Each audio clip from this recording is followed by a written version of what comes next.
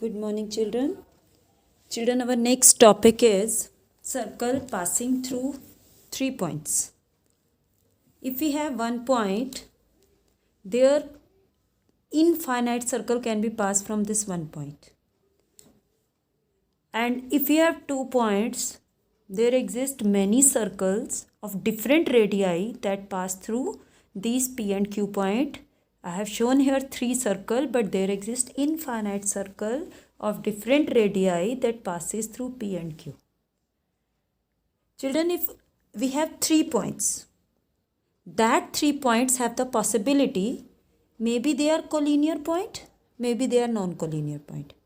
If the points are collinear, if 3 points are on a line, that means they are collinear. Then third point will be either inside or outside the circle, which passing through 2 points. So this third point may lies outside and this third point may lies inside the circle. Now children, we are using 3 non-collinear point A, B and C. If 3 points are non-collinear, then there exists only one circle that passes through these 3 points A, B and C. Let us learn it by construction method, that how a circle passes through 3 non-collinear points. So children, we are taking 3 points A, B, C, join these points A, B and B, C. Draw the perpendicular bisector of AB. Draw the perpendicular bisector of BC. So L is the perpendicular bisector of AB, M is the perpendicular bisector of BC. Then children, these bisector intersect at a point, and this intersection point is known as center of the circle. If we take this center, OA as a radius, OB as a radius, OC as a radius, we can draw a circle that passes through the point A, B and C. So children, our next theorem is 10.5. There is one and only one circle passing through 3 given non-collinear points. Children, let's take 3 non-collinear point A, B and C. Now we learn how to draw the perpendicular bisector of AB and BC. So now children, open your compass more than half of AB. Draw one arc above AB, one arc below AB.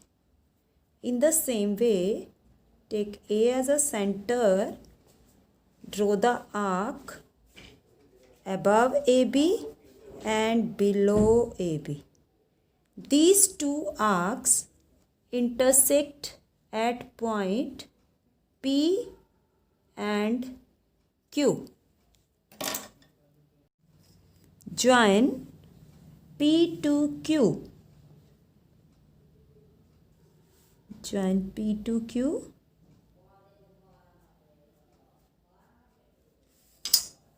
Similarly, we will draw the perpendicular bisector of BC. More than half of BC, we have to open the compass, draw the arcs above BC, below BC. Now, again, join these.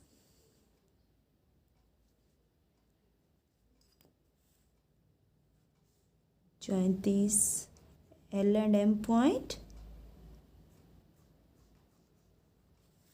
Now children, here is point O. Because we are taking PQ is the perpendicular bisector of AB. Then O is the midpoint of AB. Here S is the midpoint of BC because ML is the perpendicular bisector of BC. Now these 2 perpendicular bisector intersect at a point. This point is called O. Yes, now children, take this O as center, and OA as radius, OB as radius, OC as radius. So make it check. It must touch to the point A, B and C. So take O as a center, draw the circle that passes through these 3 points. So children, we are observing here ABC 3 non-collinear point, and there exists only one circle that passes through these 3 points.